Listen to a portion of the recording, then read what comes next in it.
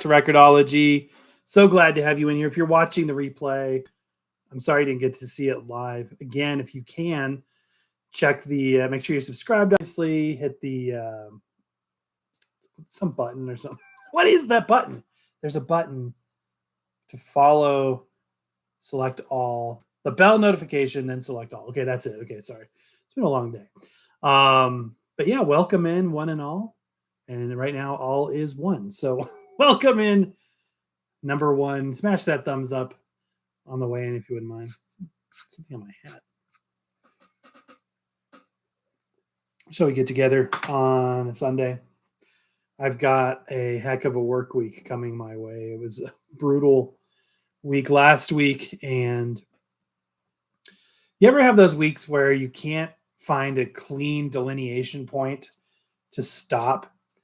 And it's just like step away, and then when you hit it again, it's not going to be pretty. That's what it's going to be like for me on Monday, unfortunately. Jonas, welcome in. Greetings from Lithuania. So glad you are here. Appreciate you being here. Haunted Coachman, welcome in from Southampton. Anthony, welcome in. Awesome, you guys. Welcome, one and all. I don't really have an agenda. Thought we would just chit chat, hang out a little while, answer any questions you might have, talk about whatever it is that you wanted to talk about. My Colorado Rockies are, as we speak, having their last home game. It's a day game at Coors Field here in downtown Denver, and it's not the best year for the Rockies.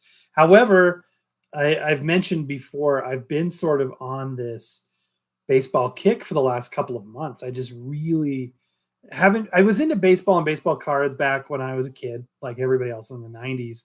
It was very big back then.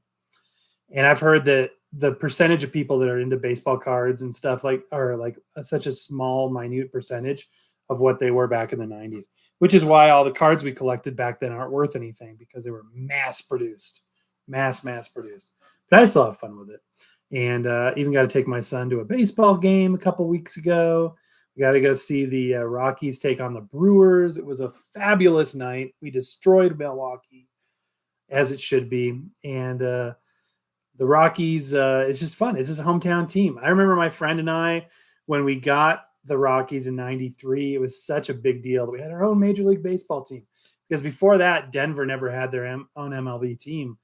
We had the Denver Zephyrs minor league team, and that was about it. Years past, we had the Denver Bears.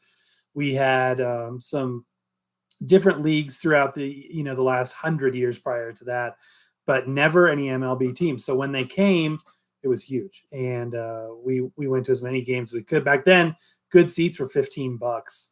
It's not that way anymore. But anyway, that's why I'm sporting this, and that's why I had the baseball in the thumbnail there.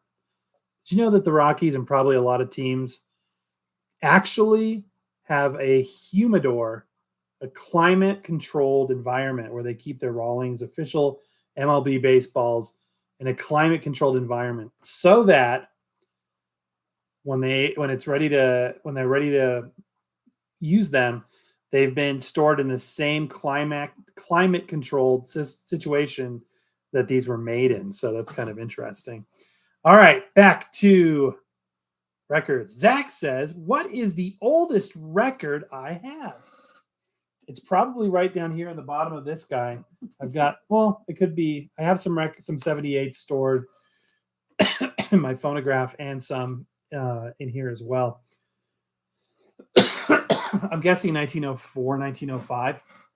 It's a disc record. I don't have any cylinder records, but that would probably be it. I've got some single-sided stuff. It's really fun, really interesting stuff. If you go back somewhere along the way, we've put it on the show. So how about you? I don't have any records from the 1800s or anything like that. What are you guys up to? Tell me what's the latest and greatest. Paul says, and then someone rubs a special dirt on each ball before they put in play. Really? You're teasing, right? It's just the dirt from the field. Special dirt. There's a lot of superstition wrapped around things. You wonder. I wouldn't be too surprised if that was the case. There was a phase. Our son is in his 20s now, There was a phase when he was, gosh, this would have been he was 8 or 9 years old, where he was really into baseball for like one summer. And that's kind of the first resurgence in my interest in baseball. And we went to a Rockies game, and it was a blast. We collected cards together and we got the baseballs, and it was just good memories. And that's one of the best things about it, more so than just the sport itself, is the memories and the experiences and all that fun stuff. But the Rockies are never usually very competitive. Usually we are, in the lower third, which is about where we're at right now. We've been to the World Series, and we got spanked pretty hard, and then that was it. 2007, I think that was the year that my son was really into baseball. I think it was that same year. And it's weird, too, because even the players come in and out of the system so quickly. Those guys that played back then are all retired now.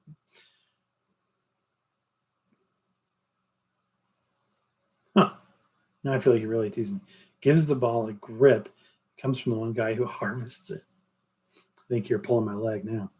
So what other record stuff is going on? It didn't have to be record stuff. We could talk about anything. I did pick up a record this weekend. I got a copy of, it was a K-Star record on Capitol, somewhere back there. And that was exciting to find. I'm always on the lookout for K-Star records I don't have. It's interesting with K-Star. There's so many of her records are on weird, like, third-party labels like Cornet Records and stuff like that. Anthony says, my dad's friend gave me a stack of records, and they're amazing. I think I've got 106 in a box set of classical albums. That's awesome. What other kind of music is in there? I love classical music. That second crate over there, the yellow one, the yellow submarine one, is primarily, about 95% full of classical music. Classical music makes up a decent part of the collection. I like to listen to it. I really do. Really like to do. So something I've discovered this week, if you remember, I don't know if I mentioned this on the last live. I mentioned that sometimes I was having static where it was just like the dry air where it would just kind of build up and I'd hear a pop and then the audio level would go down and then slowly go back up. I've narrowed it down. I think it's this cartridge, my DJ cartridge from Concord, or from what is this thing? Ortophon. Yeah, from Ortophon. It's so pretty. It's so awesome, but I think it's got a grounding issue because on a couple different turntables now I've had to do that, which is really, really annoying. It's the coolest looking cartridge. I love the fact that it doesn't require a head shell because it is its own head shell. This part right here is all metal, by the way. I think from here down to this orange line, I think that this is plastic, but this is all metal. This is all metal, and this is very hefty. I mean, it feels very high quality. It's conical. It's got like a 20 hertz to 20 kilohertz response. It's super rugged. It's got this cool little wedge on the top there. See that little cutout? That's so that when you're cueing it, you can see right where the needle is and cue the record right to the perfect spot. However, it's got a little bit of an issue with a ground, I think, which is a bummer. I'm trying to get it back in place here. Anyway, that was a bummer. Hold on one second, guys.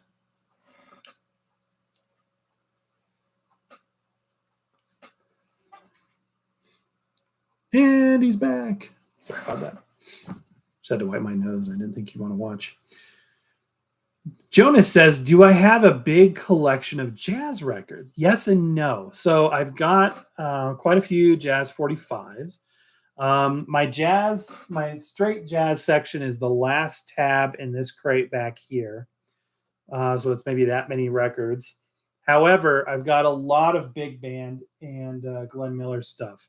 Like this whole crate, this one right here, this brown one, that's all Glenn Miller. So if you consider that jazz, it's filed under jazz.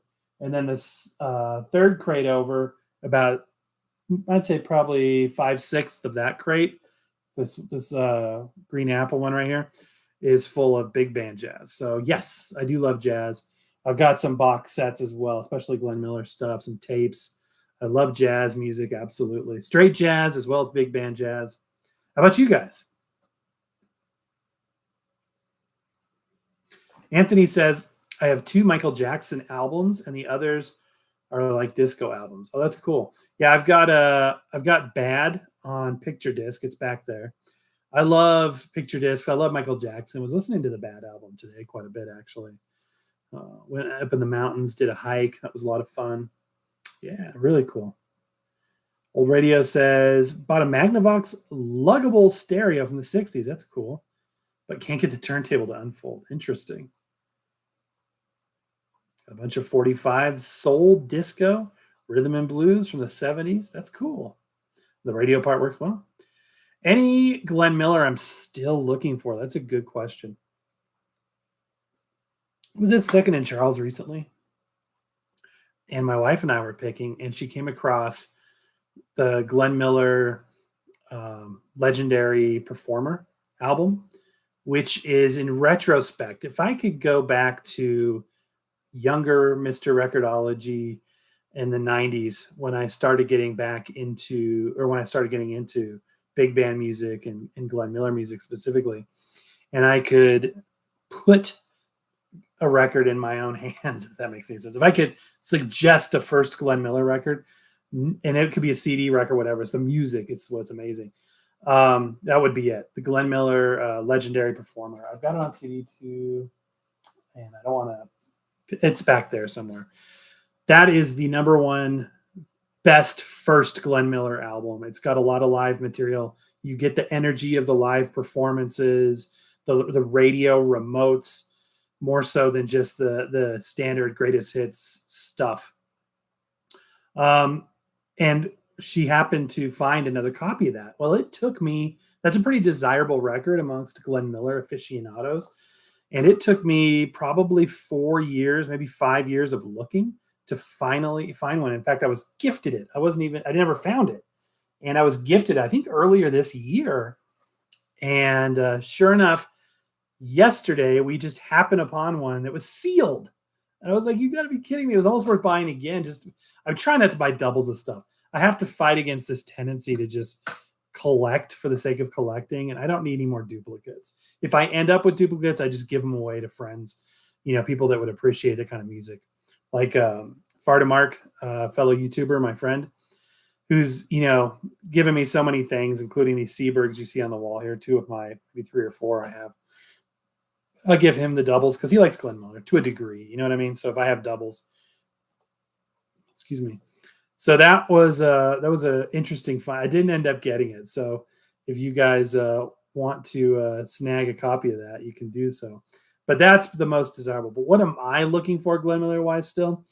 I am still in the process. You can see one of them on the very edge there. It would take a really eagle-eyed person with really good bandwidth to be able to discern that is one of the complete Glenn Miller albums from the 70s. In the 70s, they made a well-known duplication effort to go back into the vaults, which are now in Iron Mountain, Pennsylvania, part of Sony Legacy's Music Vault, where they're in a temperature-controlled environment in an old coal mine, I think, iron mine, which has been converted into storage for films and for music. And all of the masters of the Glenn Miller studio recordings are metal parts. So basically they're the stampers and the matrices, the mothers, all the things that were pressed and plated for pressing the shellac records. And they're incomplete, and they've been incomplete for some time, even back into the 70s. Well, the 70s was sort of the tipping point to where no more quality pressings could be made after that, because they were already deteriorating. Even by the 70s, they were deteriorating badly, to the point where when they were assembling the music for this release, they had to get a hold of a couple of commercial pressings because the masters had been just totally eroded, totally tarnished to the point where they were non-usable, even though they were nickel plated and stuff. So all that to say, the tapes that they made from those metal parts in the 70s were converted by an engineer by the name of Frank Driggs. It's either Driggs or Diggs. I think Driggs, Frank Driggs. I don't know why I have, space. I couldn't tell you, half of the agenda items that are useful for me, but somehow I can tell you Frank Driggs made tape copies of Glenn Miller metal parts back in the 70s. That was for this release. There was like, I think 12 or 14 LP records, and it comprised the entire span of studio recordings for Glenn Miller. And to answer your question in a very long-winded way, I'm still in the process of collecting all those. I've got maybe 80% of those, 90% of those. I got a couple more I still need to get. They're fairly hard to find. They're double LP sets. They have a gorgeous Bluebird Records label on them. There's no reverb or fake stereo. They're true mono. They sound fantastic. The metal or the tapes that were collected and made for that release in the 70s were subsequently used to press the RCA Bluebird Glenn Miller complete box set in 1991, albeit with some additional restoration done at that point. I love that set. I think it's one of the best sounding sets out there. There has been an advancement in the technology for restoring audio since the 1991 set, which again use the same tape masters as that. However, I prefer the sound of the original versus the newer stuff. I think the newer restorations off the metal parts, because they have a few that, even though they were deteriorating by the 70s, they have a few that are still in usable condition. And sometimes there was a project about 6 years ago or 5 years ago where this company actually leased, and they don't actually get a hold of the metal parts, but they lease a complete Sony DSD file transfer, a direct stream digital lossless, like super high bandwidth digital transfer of the typical Glenn Miller greatest hits off the metal parts.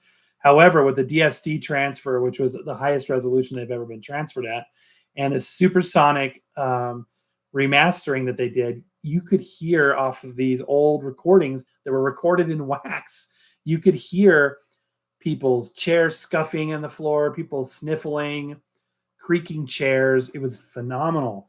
However, the sound signature to me of the more modern transfers is a little bit metallic and a little bit hard to listen to. I prefer the slightly softer sounds of the 1991 set. So there you go. So I'm looking for more of those complete LPs.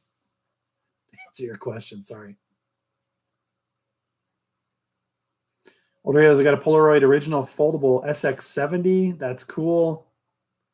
I opened some new old stock Polaroid film that we happen to have, and just for giggles, tried to shoot it on one of my LAN cameras, and it was gone. It was totally non-usable.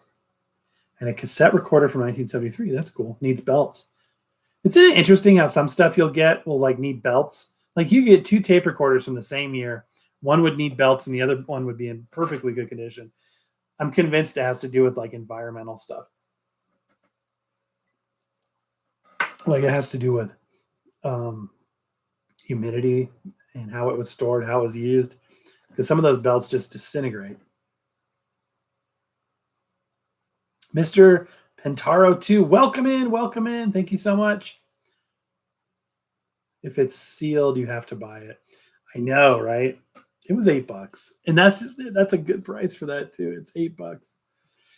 Oh, that's one of those things that was like kind of on the edge, like, if I hadn't already had that record, it would have been like the find of the year for me, probably. Tempting. Maybe I'll go back. Of course, if I go back, it'll be gone. RC Toombs, thank you for my mystery vinyl prize. Oh, cool. I'm glad you got it. Hopefully there's a couple things in there you like. Those are truly mystery. I mean, it's by the time it's packed up, I'm like, I don't know what's in it. Mrs. Record-ology usually packs those up to begin with. The masters are toast, says Old Radios. Hello, Super Prince. Hey, it's been a while since you've been in here. Welcome back. Marcus says hello from Nebraska. Hoping to see more record store and antique store videos from you in the near future. I would love to do that. It seems lately that nobody wants to see anything except for record player reviews. Like you'll notice that my show on the powered speakers from yesterday, I'm looking at those powered speakers down here. I'm still trying to find them. I know what I'm going to do with them yet. I can't quite decide if I want to. I don't want to replace my Fluons. The Fluence AI41 still sound the best of everything. And they've got a very convenient sub out, which goes to my Victrola subwoofer, which I know it's not made by Victrola, which is fine by me. However, my PreSonus Aris 4.5 monitors that I have under the Fluence that I'm currently using is way over the top computer speakers for my Zoom calls and things I sit in every week. Lord help me, because it's hitting me early in the morning tomorrow too. I may replace those with those ones. I don't know. But anyway, people don't watch anything but record player reviews lately. So even the powered speakers, people are always asking for powered speaker reviews, and we've now done 5 or 6 of those, but it just doesn't get the views. So all that to say, I would love to do that. I would absolutely love to do that, but I don't know if I can get much viewership on it. On the other hand, I'm not going to just do only record player reviews because it's unsustainable. And I don't think I come up with one every week. So it's going to have to be some variety in there. So we got to keep it interesting. So yeah, we'll do that. All that to say, yes, we'll do that. Paul says, I'll have to keep an eye out for those. I only have the Reader's Digest box set of Glenn Miller. That's a great set. Anything Reader's Digest is made by RCA, and they press them very good. I think that's a mono set. I have to look at my copy. That's a great first set too. We also have an RCA Victor box set and a living stereo of the new Glenn Miller Orchestra. That's great. Yeah, Ray McKinley and the new Glenn Miller Orchestra. Fantastic stuff. I love that music. Mr. Pintaro says, Glenn Miller's amazing. I love to listen to the soundtrack from Moonlight Serenade movie. I wish I had the album. Oh, that's good stuff. Yeah, absolutely. Old Radio says, another person from Nebraska. There's at least 2 of you. That's awesome. I've been through there. I think there's about 2 people. Yeah. No, just kidding. That's just kidding.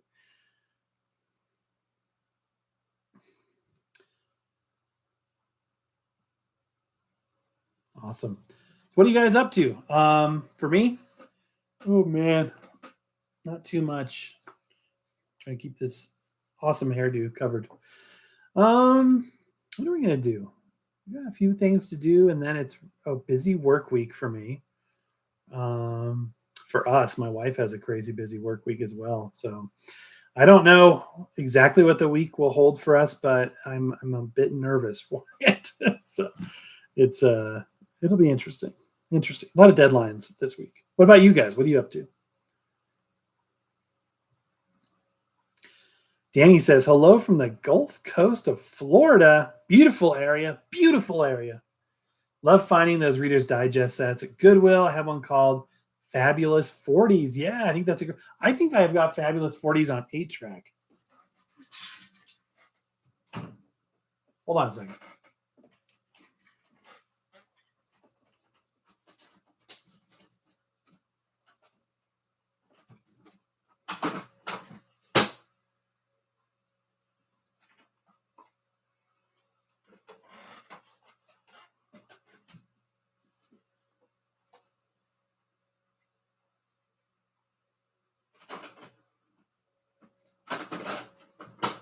I'll be back in a minute.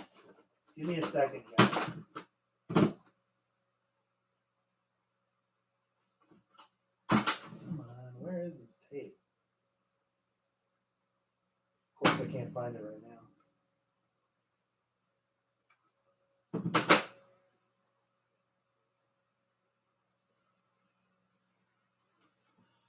Oh, it's a different set.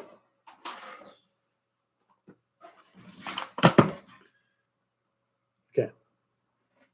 I just saved you from having to watch a very non-flattering angle of me leaning over and grabbing tapes out of that thing. This is the one this is not even Reader's Digest, but this is the one I was thinking. Is this the one I was thinking? No, this isn't the one I was thinking. I don't know. Somewhere I've got it. But what I wanted to show you was, I think this is crazy, but everybody, when they think of Reader's Digest sets, thinks of the record sets, but the 8-track sets crack me up because they came in these plastic 3-tape holder things with the typical Reader's Digest label on there. And they're great little convenient. I mean, I don't even have the 3 tapes from that set. It's an easy listening folk. No, I do have that. I have 2 of the 3 tapes. Typical dehydration of the label with a little label shrinkage there on both sides. This one had, oh, that's nice. Look at that pressure pad back there messing the foam. That needs to be fixed. Surely the splice hasn't been fixed. So I've got 2 of those in there. And these little cases are actually slotted. See how they're slotted? So you can put a tape in there and it fits in snugly. Snugly and ugly. That's what this thing is. And then I've got an Elvis, nothing more 70s than an Elvis A-track.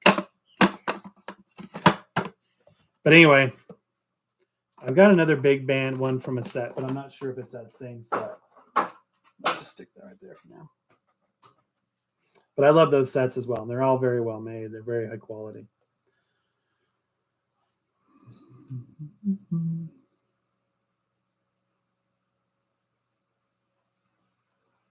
No, you're doing good, Mr. Pintaro. You're doing fine.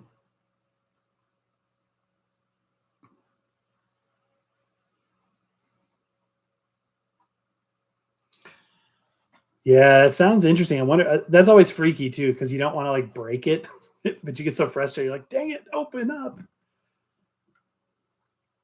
Danny says, wondering whether it's worth using my portable generator to run my record player setup. If Ian hits us, yeah, you guys, oh man, prayers to you guys. I know you're going through a risky time right now. Hopefully it won't do much, but yeah, I mean, with priorities, right? Like, I remember one time we had a major storm, a tornado, come through my town, and it knocked the power off for about a week, maybe not quite a week. But I remember we had nothing to do one night but watch. I actually had a movie on my iPod Nano 4th gen. So it had the little tiny 1-inch screen or whatever. And we were watching Night at the Museum or something on this tiny screen. It was like sitting there, and I think it was during the winter time, of course, that this would happen. So there's no heat, and we've got the covers pulled up and a shaky hand holding this little tiny screen trying to watch a movie on there. Hopefully you guys, in all seriousness though, stay safe. Old Radio's also got a Minolta 7000 SLR 35 millimeter. You know what? Speaking of cameras, little sidebar here. I was talking to somebody that my wife and I know that's a photographer. And my wife and I are photographers. And this individual was telling us that they recently switched from SLR, and we're talking like high-end professional SLR, something Mark II, is a Canon something or other. It was a real estate camera. It was a high-end one, to a mirrorless Canon. And I'm thinking about that. A lot of people are going to the mirrorless. If there's any photographers out there, let me know what you think. Shoots 4K. Right now, the irony. I actually happen to have one of our cameras right here. This is just a consumer level Canon EOS Rebel T5. This is my wife's camera. She's got the telephoto lens. I've got a T3i that's a little bit, it's at the higher end range, but it's an older version. So it's actually kind of par for this one. And our son has a T7. He's got the new one with the Wi-Fi capabilities built in, which are cool because you can shoot on your SLR and then you can transfer it wirelessly to your phone and do your editing. Anyway, these are actually single lens reflex cameras. They are crop frame. The pros have the full frame, so the chip is the same size as 35 millimeter film frame. Hopefully I'm not losing too many people here that don't want to hear about cameras. But with the mirrorless, even the viewfinder is just a screen. You're looking into a little screen. You're not looking optically through the lens. So I don't know what I would think about that. So everything that you're doing is on the screen. But with an SLR, one of the best things about an SLR is that you are looking through the lens before you take that picture. You are visually, optically looking through the lens. I was going to pop it up for effect, but I don't know where the button is right off the top of my head. Anyhow, so I was curious to hear that people are going mirrorless. It's an interesting thing. These are older, so they only shoot 1080p. They don't shoot 4K. And Nikon is weird because people are either Canon or Nikon, and I'm firmly in the Canon side. Love some of the Nikon stuff. One time we actually invested in a Nikon DSLR, and it was just everything was backwards. Everything was backwards. Everything you intrinsically knew where to reach on a Canon, and whether it's a consumer grade one or a pro grade one, you can get around the menus. You can navigate it. The Nikon was an amazing device. So I feel like you kind of have to start with one and stay with that. And for me, the Nikons, I think it was a D5300 too. I'm not sure, but anyhow, interesting stuff. Paul says there's a lot of fun stuff on these old box sets. I have a cool Time Life set to the moon. Yes, I have that. In fact, I have that. Where is that? I used to have it right down here somewhere. Okay, I've moved it. I've reorganized things lately. That's a cool set. That is, I don't have the cover for it, but I've got the inner box. That's a really cool set. And for the most part, like I was saying, the Reader's Digest sets are made by RCA, where the Time Life sets are made by Columbia, if I remember right. So they're still good quality. I've got a big band set from Time Life as well. That's really cool.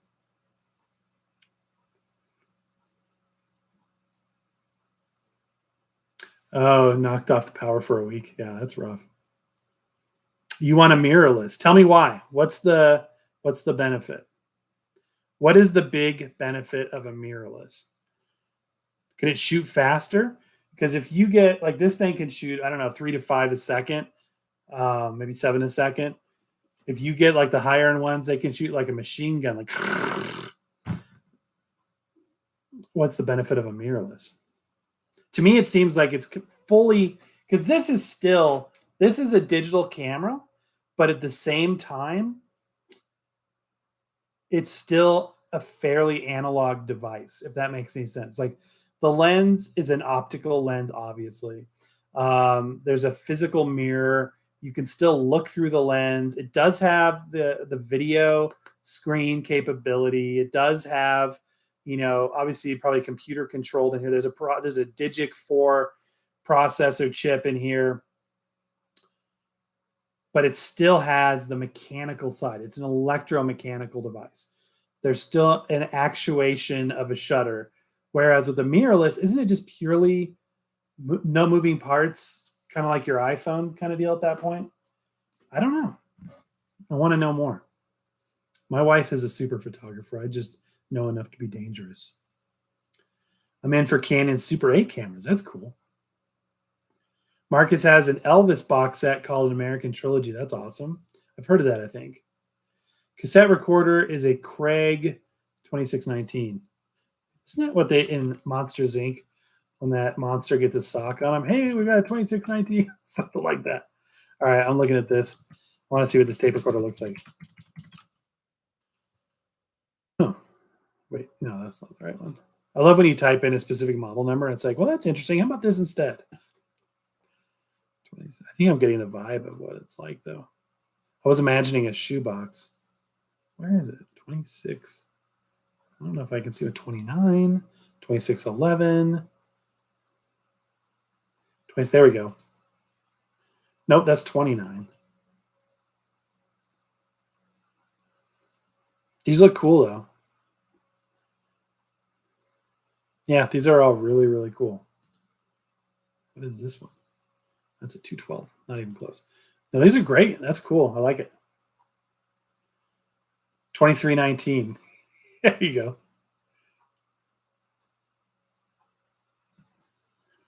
Keep them rolling, Sully. I'm on a roll today.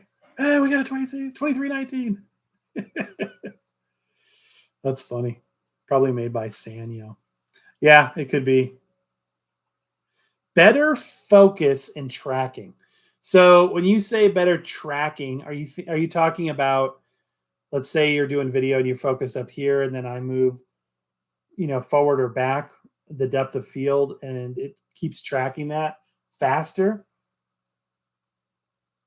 That's interesting, because this lens, by the way, this is a even though it's a motorized lens, this for video cannot, and maybe the new ones can, and they have cinema lenses that can, but this lens series, EF lens series, is this an EF? What is this? I don't think that's the name. EF.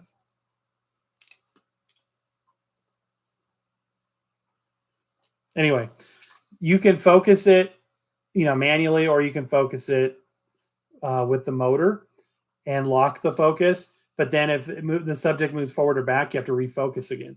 So when I was shooting Record-ology on an SLR like this, it made it sort of cumbersome. We'd lose focus a lot of the time, especially if we had a very narrow depth of field. So the cinema lenses you can get for this allow that more active tracking. So I think that's what you must be talking about. And yeah, that would be good for video. How does it help? I guess for film, if you're trying to adjust quickly to a different thing, that's interesting. I'm surprised digitally that could be done faster than with a regular camera, though. And also, obviously, when you're in video mode on here, the mirror is not using the SLR capability set. It's just using the mirrors up and out of the way. You know what I mean? So is it a mirrorless when it's in video mode?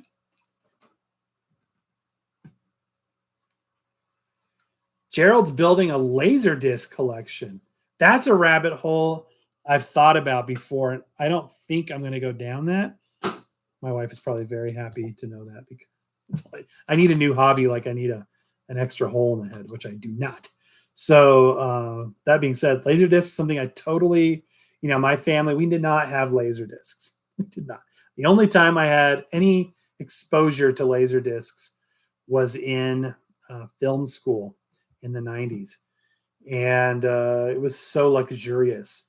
And now you think back, okay, it's standard definition, analog video, which is still hard to wrap my brain around. Analog video and an optical disc. But then I think about the formats where they did video on vinyl, where they could spin a vinyl record like 200 RPM with the stylus and get a video signal off of that in the 80s. That's impressive. That's impressive. So anyway, that's cool. Jaden, you got here in time. We're 37 minutes in. 37 minutes in. Old Radios has a small LaserDisc collection. So does my friend Vardamark. He has a set as well. I love it when you're crate digging and you come across LaserDiscs, which if they're in the dollar bin can be a really good way to pick up some LaserDiscs if you want to flip them on eBay and make some quick money. CED movies. Yeah, that's the vinyl technology. Marcus has one 8-track, Elvis Presley's debut album. It would make sense that the one 8-track would be an Elvis, because there's nothing more Elvis than 8-track, and there's nothing more 8-track than Elvis, in my opinion. I feel like 70% of 8-track tapes are country music or Elvis. I don't know. CED horror movies can be worth good money. LaserDiscs are movies. Yeah, there's a video format. It was interesting because it was an optical disc. It looks like a giant CD, but the video was analog. Audio was digital. But I remember, and they were so expensive compared to VHS back in the day. So expensive. But they were the first format to have like special features and stuff. And it was like a premium way to watch movies. You're the really dorky guy who goes beyond 8 tracks. What's beyond 8 tracks? I'm afraid 8 tracks kind of scare me. I still can't quite like them. They're okay. It can be fun. I've had more problems with 8 tracks than I can tell you. What's beyond 8? 4-track broadcast carts. We've talked about those. We've had those on the show before. Interesting stuff. What else have I got to show you? I didn't really bring like show and tell stuff for tonight. Just thought we would chit chat. What's going on in my personal setup right now? So I'm evaluating exactly what I want to do with the U-turn speakers we reviewed. If you haven't seen our video, please go watch it 5 or 6 times. That would be awesome to get the view count up on that. But we reviewed these pretty cool U-turn speakers, handmade in the United States. Not in Washington, like I said in the video, but actually in Massachusetts. and they're great little speakers. They're powered speakers. I was just talking to a friend who is struggling with a receiver with a channel going out, and um, the receiver takes up a lot of space. The speakers he has with it are big. I've got no need for a receiver because I use powered speakers, and that's the way to go, in my opinion. Of course, my main setup is here at this desk. It's not in a huge room or whatever, so I might change my mind if I really wanted 400 watts per channel kind of a setup. But if you're not doing that, then this works really, really good. Play tape. That's something I haven't. The play tape machines are cool. You're right. Play 4 tracks. That's where my brain went. And then play tape. DCC. Okay. Revere. What's a Revere? DCC. We did a lot of DAT tapes in broadcast. And you could probably add to that list El Cassette and the wormhole of RCA tape cartridge. Had this on the last live. It's just such a pretty tape. I can't help myself. That's a rabbit hole that you need to be ready to do maintenance on. It's not an easy one. But those are cool. Those are super cool. I kind of wish I didn't get rid of my stereo machine. The mono one I've got right now is not as good. Not just because of the fact it's mono, but it's got a hum to it. It can't record because the recording coil's out on it. Japanese LaserDisc pressings are highly sought. They have less laser rot issues on the disc. And why is that? That is really, disc rot is something that, it was funny because I was doing a thing on the channel recently where I said something about I've never had disc rot issues in 35 years of having CDs. Not 35. Yeah, nearly 30. Good Lord. 30. Yeah, it's been about 30 years. Never had disc rot. Never. And I almost doubt the validity of it. And then, sure enough, I picked up a CD I was looking for and it had disc rot. Like, what? Still pretty rare. The thousands of CDs that I've encountered, one with disc rot. So I imagine on a larger scale, that would be bad. But why? Why does a LaserDisc, or why do Japanese LaserDiscs have less of an issue? We've got a super chat. Hey, David, thank you so much. Super chat. That is super, super cool. And I appreciate that. Thank you so much. Your comment goes through the top of the list. Play tape is good. Anything that Techmoan has done a video on is pretty cool. I agree. So try being another YouTuber out here trying to get people's attention. It's a little tricky. And how many times do I hear, well, yeah, Techmoan did a video on that. Interesting stuff that we come across, though. I love learning about all the technology, all that stuff. Hey, thank you, David, so much for the super chat.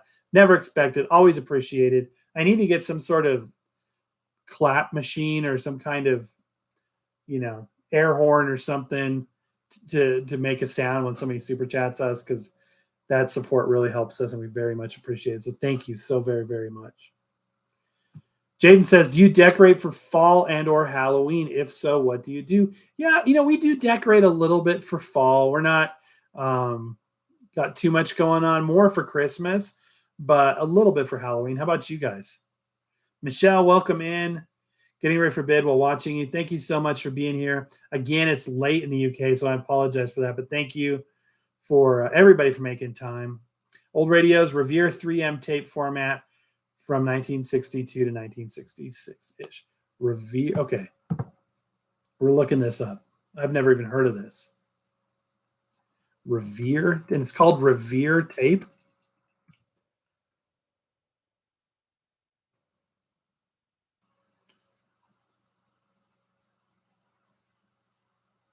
Is it a cartridge? Oh, I got it. Okay, got you. Yeah. It's like a little square thing. Huh. It's probably been on Techmoan. It looks like something you would rent for like background music. Is that right? Huh. That's cool. Yeah, that's beyond 8 tracks. You're right. You're very right. Gerald says LaserDiscs are pressed like CDs, thin metal foil sheet, pressed, sealed in clear plastic. Makes sense. Marcus is enjoying an alcoholic beverage and watching. And you probably notice the show gets better the further the beverage goes. But thank you for watching. I appreciate it. Old Radio says, yeah, I have a machine. It needs belts. That's really cool, though. Paul says, I have a few Disney and other label Halloween and spooky records that are fun. I've got the famous Walt Disney Haunted House record sleeve, but I don't think I have the record to go with it.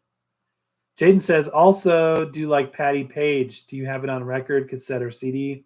Jaden, yes, I've got Patty Page on vinyl. I don't think I have CDs or tapes of Patty Page, but I do like old Cape Cod, the greatest hits stuff. Absolutely. Old Radio's commercial albums and blanks were leased on that format. Very interesting.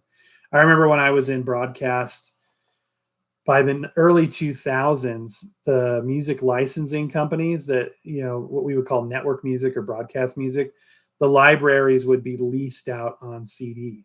And the lease of the CD, they did it by CD. So you could go through a catalog and say, yeah, I want, whatever. And then they were cut to length, 5 second, 10 second, 15, 20 second, whatever you needed for broadcast purposes. And you would order that, and it was $50, $60 a disc. And that included, having all the licensing was included. And then I think you could trade them in for a credit towards your next one. I'm not sure exactly how that works.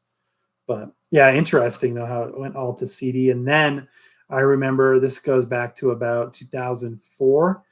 I remember they started doing it on iPods, where they would send you an iPod, which is so weird. It sounds to send an iPod, not an iPhone, but an iPod with music on it, seemed like a very futuristic wave of the future kind of thing.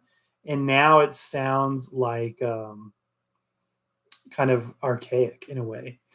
Do you remember, again, probably about that same time frame, when iPods were really having their 2004 to 2008-ish, that there were services where you could send all of your CDs like in boxes to these companies that would send you back an iPod loaded with your music? What a racket that was, because it would cost you a lot of money. iPods were so expensive back then, but then they would charge you, I think, about there was bulk orders for, several dollars a record. Then they got the CDs. They kept the CDs, and all you got back was the probably lossy MP3s. And I think that, or AAC files, probably 128 kilobit files. And they get the CDs, the artwork, the clamshell, which are probably still in pristine condition with lossless sound quality. And at the time, you got the convenience, but that was really what the public wanted. How genius that there was companies ready to jump on and take advantage of that opportunity.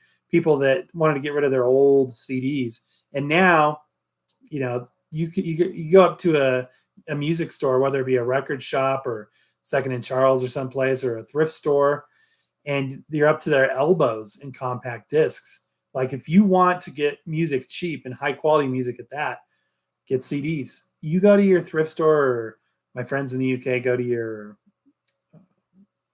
charity shops, you will find CDs galore. And it's not a good time to make money selling CDs, but it's a great time to buy CDs. $1, $2, no more than $3 for records that were $15 to $20, or albums. So, an interesting thing.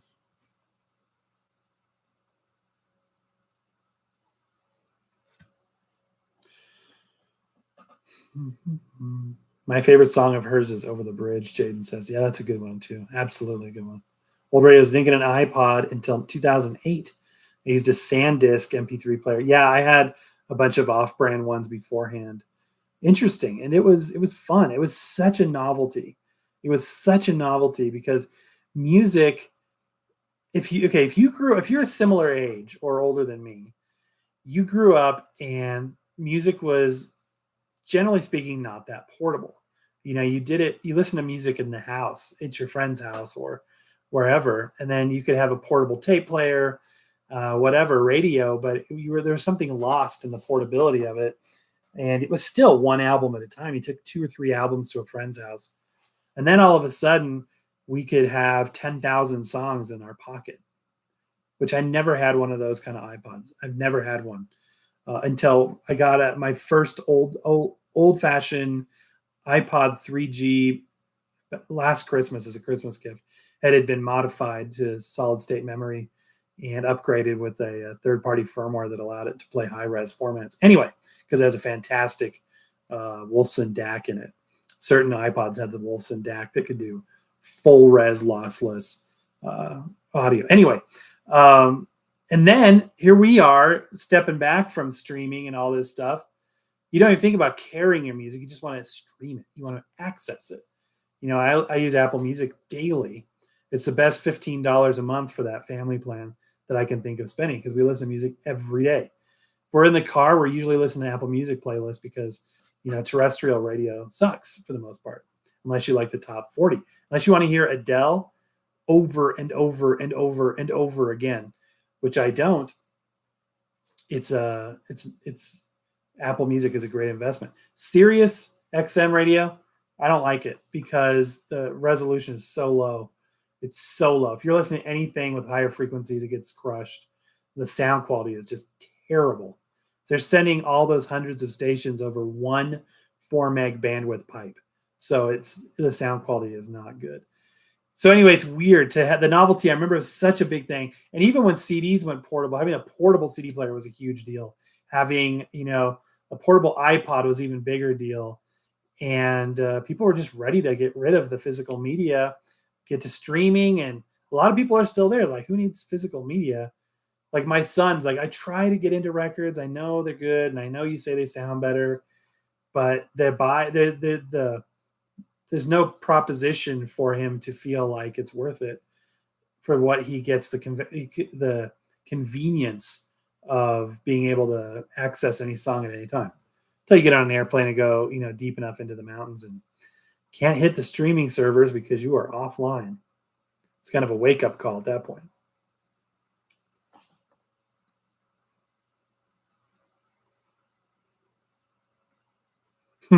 Gerald says, come on, jump down that LaserDisc rabbit hole.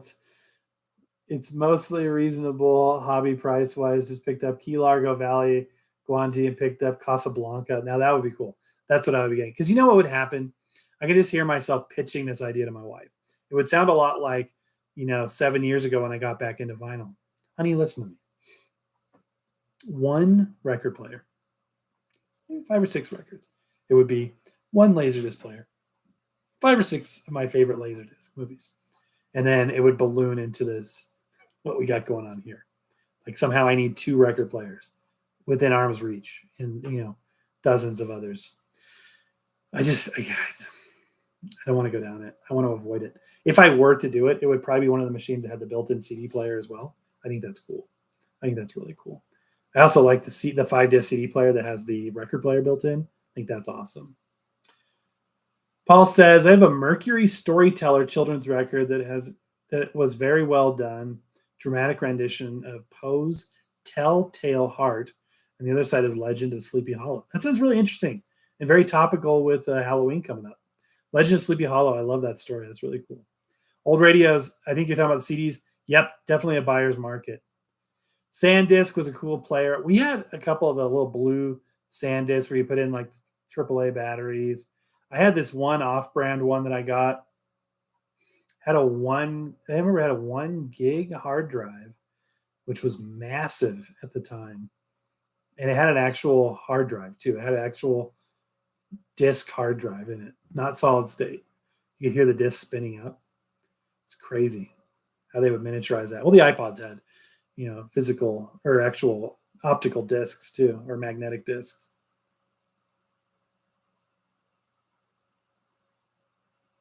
Interesting. I like SiriusXM back in the 2000s. And I was blown away with it at first too. I remember we never had a subscription until years later. We tried it out. By the way, if you've never signed up for SiriusXM, don't do it unless you never want to try to get rid of it, because they will magically become the most incompetent people that don't know how to cancel memberships. And you'll just never get it disconnected. And, oh, we billed you 1 more month. And I'm so sorry. We'll disconnect it this time for sure. And, you know, you'll be paying for months and months and months. It's just terrible. But yeah, I remember at first I was blown away. I was like, this is so cool. Like to be able to have dedicated stations. That was like the first time I'd ever heard of like a Christmas station year round, or big band station. I remember it had the 40s on 4, which was like when I was in a rental car or something on a business trip, or we were out of town, on one of my wife's business trips. I was never more blown away than the rental car having SiriusXM. And it was amazing. The actual have big band music 24/7 was such a novelty. And I don't know if they changed the technology. They probably did throughout the years, but nowadays it's so bad quality. Like I said, 40 or 4 meg bandwidth and hundreds of stations. And you do the math. I think I read 60 kilobit AAC streams or something like that. So anything that's above like 15,000 cycles per second just sounds totally distorted. So like classical, jazz, anything with like high-end frequencies. With pop music and bass, it sounds okay. It's acceptable, but even the voice frequencies can overmodulate. And I would never pay money for that. Whereas with my iPhone, I can stream Apple lossless. I can do Apple lossless on my 5G connection. And even if I turn off the lossless, it sounds a lot better. Even their lossy streams sound a lot better. But I can listen to anything I want in the world on Apple Music lossless. There's just no reason to have it unless you were out of, data range. So if you're if you're driving cross country in between big cities, then that's when the convenience over quality would come into play. But in that case, you download your playlist before the trip. So there's ways to get around it. Like, if I'm ever flying someplace, download the playlist, be ready for that trip. Doesn't seem like planes are doing the Wi-Fi as much as they used to.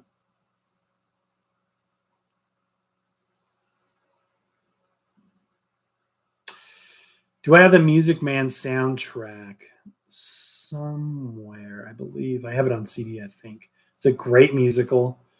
One of my favorite versions of the Music Man is the Walt Disney. They did a video release, straight to video release. And I'm going to actually, what I'm going to do? No, I'm not going to do that. I'm just going to tell you about it. I was going to put a link. If you Google search Music Man Disney, and it's the very first song on the train. What you talk? What you talk? What do you talk? What do you talk? The Cracker Barrel and all this stuff. That done on the train, the Disney version, pristine. It is so good. It is so good. Much better, in my opinion, than the original. It's a great movie. Great musical as well.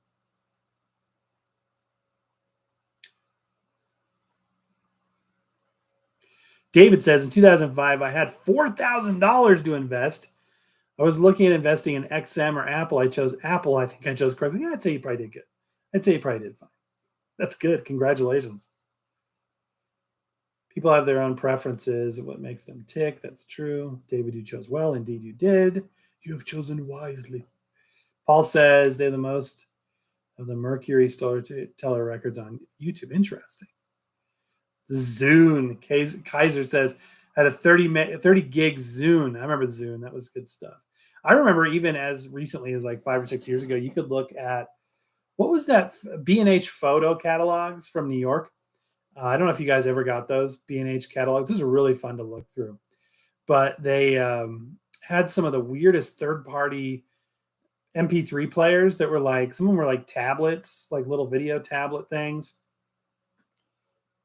I had something kind of similar I was going to show you, but it's buried right now under something. Very weird stuff. Companies you've never heard of, but like super high end at the time, 30 gigs is pretty amazing. Times have changed, more options today than in 2003. That is true. David says, even so, low res was $10 or low res. The low was $10 a share in 2002. That's crazy. That's awesome. Old radios, I listen to music on YouTube mostly. If you if you haven't done it already, you want to experience it, just get a free trial.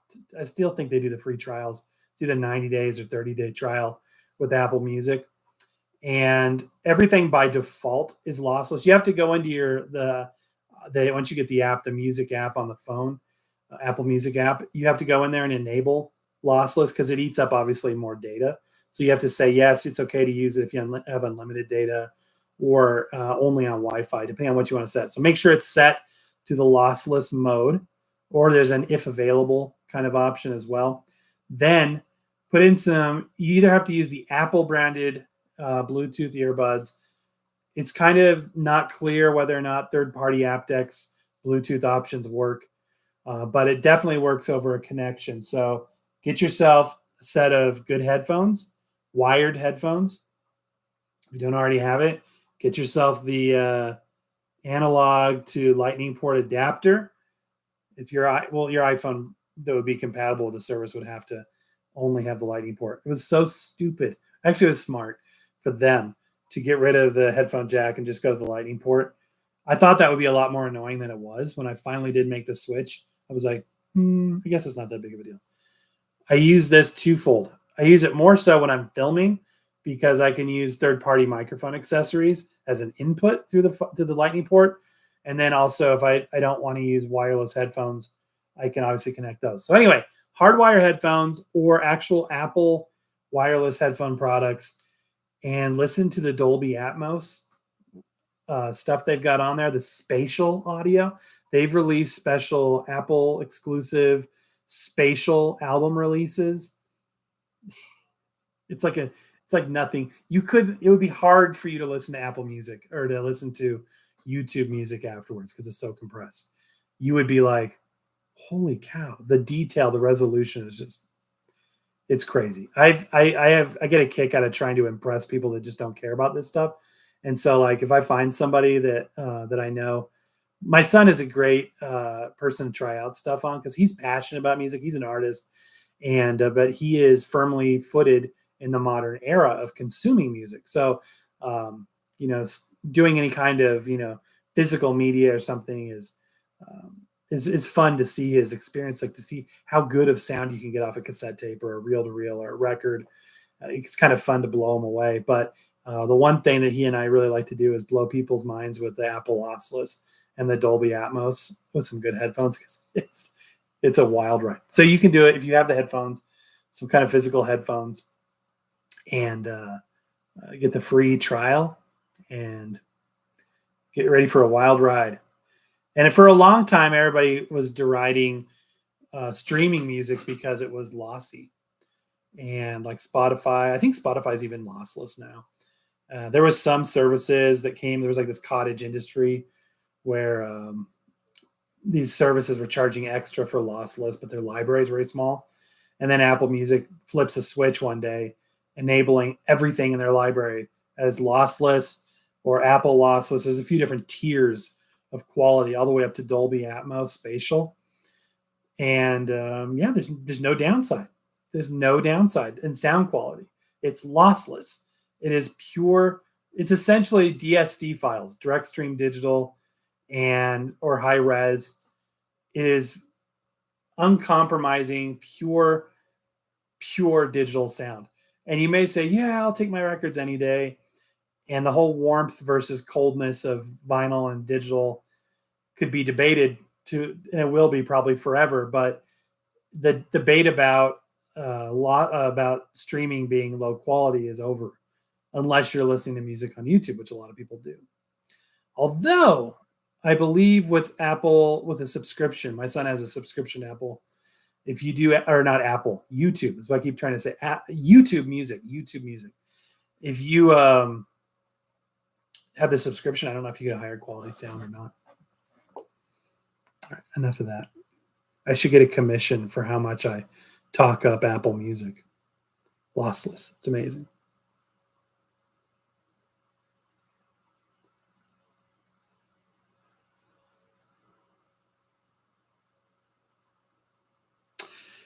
Gerald says, my friend had a Zune player and still uses it. That's cool. Wasn't Neil Young supposed to release a format? It doesn't surprise me because I think he was one of the people, and I think Meatloaf too, that really didn't like even the CD because it was a sampling format. It sampled the audio. So he felt like people are not getting the full thing. It took a long time even before Beatles were released on CD from what I remember, and on Apple Music.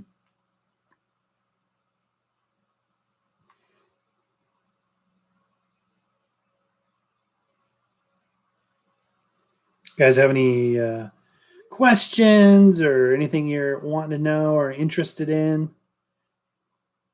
Any cool things you're looking for?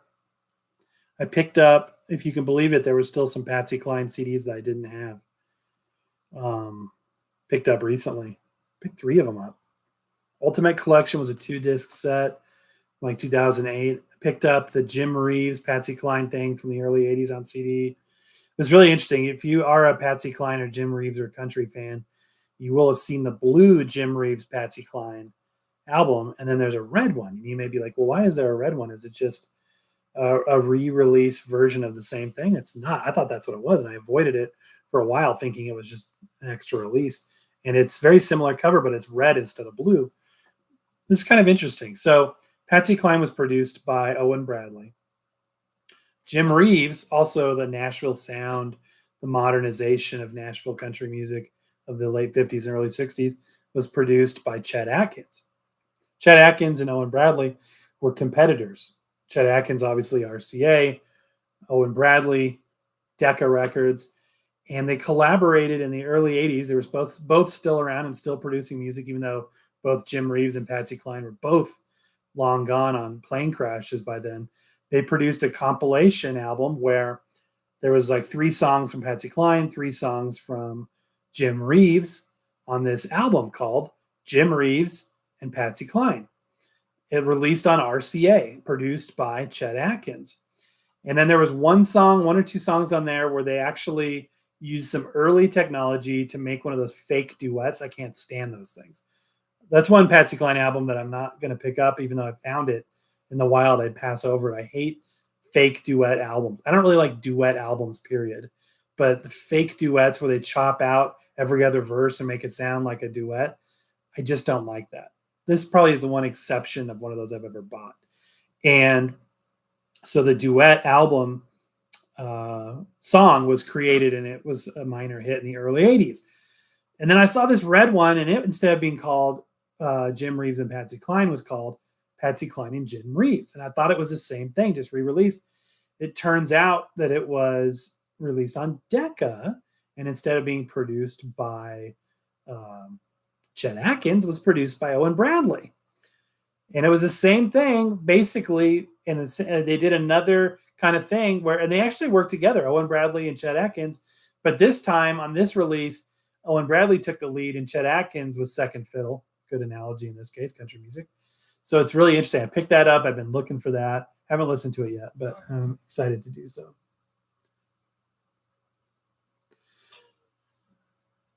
Merkin French fry, like Merkin. I already bought the Audio-Technica LP60X BK turntable. Just kind of need help with speakers. Well, check out our video. We just reviewed some speakers yesterday. Some great speakers. So check that out. If you look under our channel, just type in speakers, you'll find we've probably done 5 or 6 powered speaker reviews. So a lot of suggestions. Hopefully you realized early on that you needed speakers. Some people jump into this and like, oh, there's no sound unless I get speakers, which is a fair thing. If you don't know, you don't know. So check that out. Check out yesterday's show. Everybody check out yesterday's show. I need some views. Just go watch it and refresh 40 or 50 times for me. I'd appreciate it. Gerald says, Dark Shadows, the Gothic TV soap, is a rabbit hole I went down recently. 67 to 72, over 1,200 daily episodes? Wow. That's crazy. Michelle Knight, I have a lovely story about Dolby Atmos.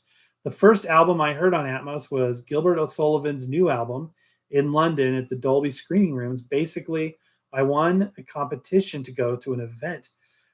Oh, Dolby Atmos in person. You've got the speakers above you. It's not just, I remember THX was the thing to have or to experience. I don't think anybody had THX, but that was cool. Remember the THX thing starts coming on the movie trailer and the little robot is like, wiggling and all the sounds and the whole crescendo sound effect for THX. And that was basically probably 6.1 or 7.1 surround. And now you've got Atmos, which it goes over you, under you, around you, and super directional. Awesome. That's cool. That must have been something else. Old radios, I'm still saving for that Bolex H16. All right, I'm going to look this thing up. Bolex H16. It's a new thing I've started doing lately. When you guys mention something I don't know, I just look it up. Oh, that's cool. That's really cool. Yeah, $1,000 from 1955, $700. That's a pretty camera. Interesting how old cameras use that rotating lens attachment thing with the different size lenses. I've got a Revere 16 millimeter hand crank camera that uses that. I've only got one lens on it though. I don't have the cartridge for it. That's the bummer of it. All right, the cassette, because that was a magazine. That's what I'm trying to say. It doesn't have the magazine for it on the Revere 16. Then I've got a Sony. I've got a Brownie movie camera, 8 millimeter. Do I have any other movie cameras? Not cameras, projectors. I've got 3 projectors. Paul Tidwell says, oh wait, Daniel says, I'm with you on hating the fake duets. At least it's not me, because that's, I don't know why. It's just like, ugh. And then like also how there's this thing like famous artists, when they are about to be done, they put out a duets album. Like Sinatra, he's like, you know what? I'm in my 80s. It's time for a duets album. I think Tony Bennett, you know, all these guys, just, I never go to the duet and say, that's the one I like. There is one exception to that. I do. There's a duet of Frank Sinatra and Cyndi Lauper singing Christmas song. That's pretty good. But it'd still take Frank's version over the duet version any day. They were very trendy in the 80s and early 90s. Paul says, I have a 6i Columbia of Joe Mathis, Fire on the String. Ooh, that sounds like a good one. That's, first of all, it's cool that you got a 6i Columbia. Those are awesome. And then that record, that's a great record to have. That's cool. Old Radio says, so far I have $600 saved. Still got a ways to go.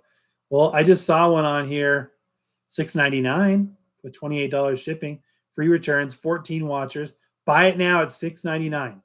Just type in Bolex H16 on eBay. It's the third one down.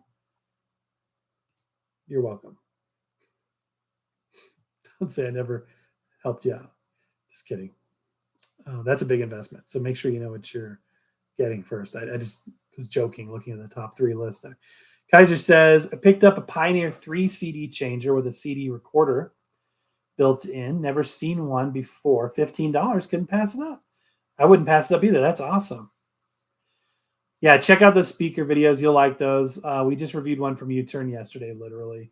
Also, if you're asking me what my most recommended speakers are that I've reviewed on the channel, look up the Fluence powered speaker review I did probably, I want to say 8 to 12 months ago.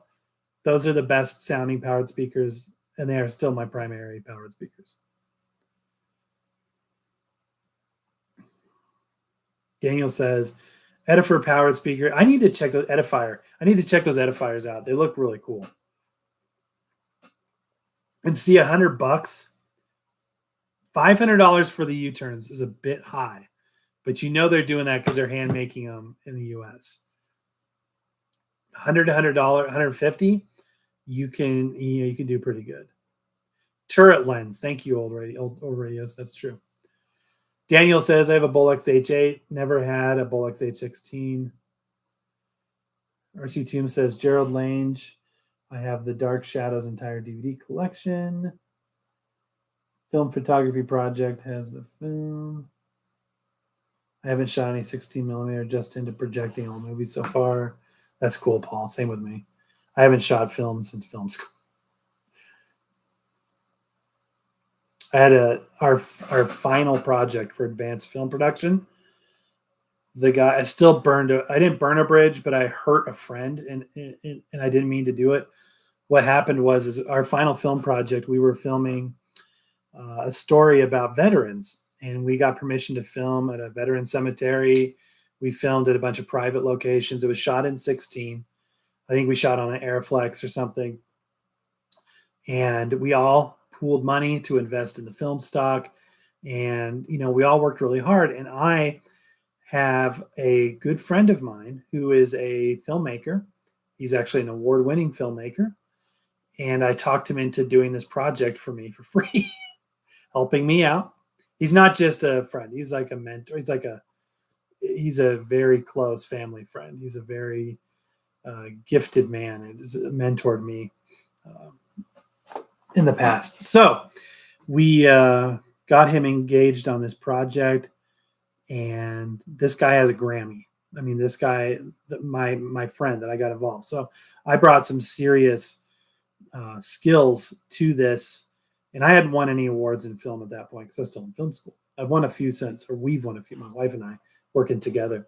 But the guy absconded with the whole project. As soon as we got done shooting, he disappeared. We never got to even see the film. We never even got to see it, let alone have a copy. We're supposed to each have a print. That was the deal.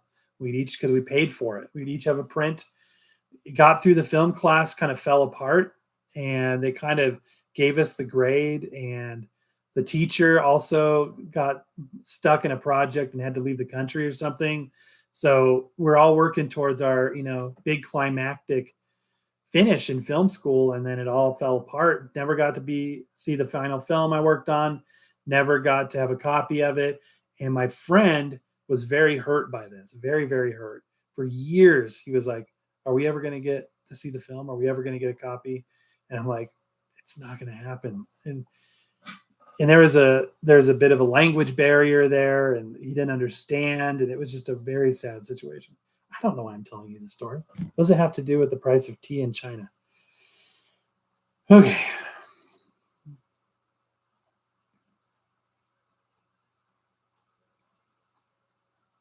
Marcus says, listening to Devil in Disguise Lost Album box set of Elvis from FTD. If you have never heard of it, I encourage you to look it up. I will. Thanks for the tip. Looking for an RX3 or newer model. All right, let's look that up. I assume that's Bolex as well.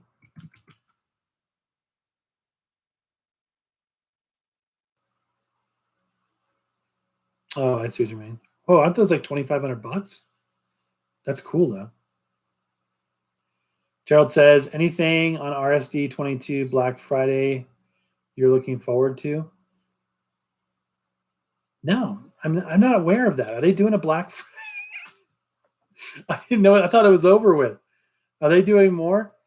I'll tell you, Crosley had a huge planned event, or not event, a planned release. It was a partnership with the Beatles and Apple Music Company, not Apple Music, like Apple Computers, but like Apple Music, the licensee of the Beatles. And it was a huge thing. Let It Be record player and all this stuff. And the logistics issues that everybody was facing a few months back and are still to a degree destroyed the entire plan, which was a bummer. It was going to be amazing because typically there's an amazing record store day, something from Crosley every year. But no, I haven't heard of this. I'll have to look into this. Thanks for the tip. I learned so much from you guys. I had to check this out. Michelle says it's amazing. The Dolby Atmos was like you're sitting in the sound. Yeah. I love his music. I met Gilbert O'Sullivan at the event. Wow. And all his family too. His new album is called Driven. It's great. I'll have to check that out. Thank you for the tip. Airflex. Yeah, we had good stuff in film school. But I've never seen more BS politics in my life. In my life. I've got stories. Also, I wanted to be a mainstream filmmaker. I wanted to make like James Cameron, Steven Spielberg stuff. But film school had to be all avant-garde. You know what I mean? Everything had to be edgy. So there's a lot of students in there shooting drug addicts and shooting, explicit material. And it just wasn't me. I was family friendly even before I had a family of my own. And so I was always butting heads with them on that. They thought everything I did was corny. I thought everything they did was trashy, and I just didn't fit in, which is a bummer. And I was like, you can't tell me there's no market for good family films. Otherwise, everybody wouldn't love Jurassic Park or Jaws or, Indiana Jones, Star Wars. You know what I mean? I shouldn't say nobody. Fewer people are walking around Pulp Fiction t-shirts than they are Star Wars shirts. Yet you would go there and think, oh, weird. You like Star Wars? Why? That's weird. No, we don't support that. No, we We want avant-garde filmmaking. That's just cheap commercial junk. So I never got along with those guys. Never got along with those guys. Not we weren't arguing or anything. It wasn't my thing, and my stuff wasn't their thing. They did have cool gear, though. I started out in videotape, and now it's all digital or broadcast. Well, and so that's where I ended up going. I went from film school into broadcast television. To date myself, my first several jobs in broadcast involved U-matic 3/4 inch tape, not even beta. Okay. Of course, I will say it was well into the beta SP era, but it was still shooting on 3/4 inch UP or SP. If you got SP 3/4 inch tape, it was metal because the beta SP was metal. The U-matic SP was metal. And you guys know what metal audio tape sounds like compared to like a ferric oxide or ferrochrome. It's a higher quality blend. And all of the beta SP, unlike beta cam or beta max, which is even a slightly different shell, different size, was superior. So yeah, I hear you. And everything is now, digital. It's all, there's no tapes. Spent a lot of time in the mini DV era. I spent a lot of time on that. More of a consumer format, but DV, of which mini DV was the miniature version of it, was pretty popular for an era. But I spent most of my years in broadcast actually working in beta SP. So that dates my era. All standard def. Started getting into the high def kind of when I got out of broadcast. Some of the projects I've done independently, or not some, all of the projects I've done independently since then have been 4K or high def. Because that's what the market demands now.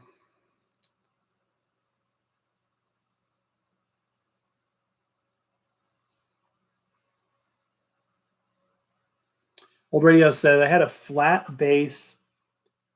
It had a flat bass, an adjustable diopter, setting for timed exposures, and a place to put an electric motor. That's really cool. Michelle says, my nephew studied film and television production at university, and now he works for the BBC as an editor. That's awesome, Michelle. That's so cool. Old Radio says H16 Rec 3 or 4 or 5 or SBM. Gerald says, I'm thinking the same thing. RSD killed my wallet with the Bill Evans releases and the other jazz RSD this year. Marcus says they wouldn't love Back to the Future or Ghostbusters. I missed, what are we talking about there?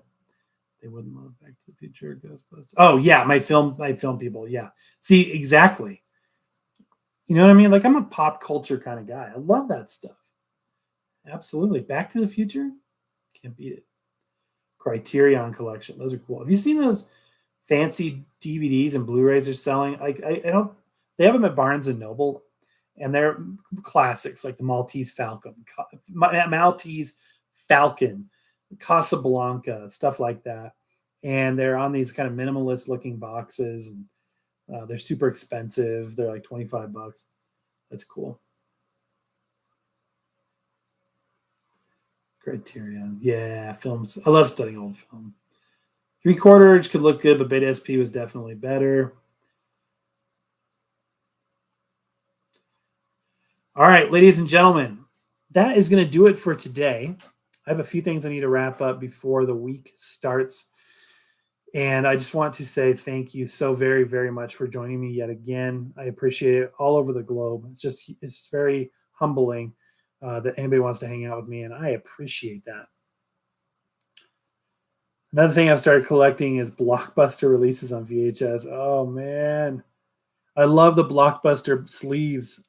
I had a computer game or a computer program on CD-ROM back in the late 90s that was a Blockbuster video thing. And you could play little clips of like Modern Times with Charlie Chaplin and stuff. And oh, it's good days. And I remember they had movie reviews for all the videos. So you could like look at movie reviews before you went to the store and rented the tapes. And they had all these fun things you could do in little animations. It was so fun. I still have the disc. And one of these days when I'm bored, I need to stick it in a computer and see if I can get it to work. And the idea was with the movies coming out every month, there would be a monthly upgrade upload. You could download it. So it's interesting stuff. All right. That's going to do it. Thank you so much, guys. Check out my video from yesterday if you wouldn't mind, please. That would help me out.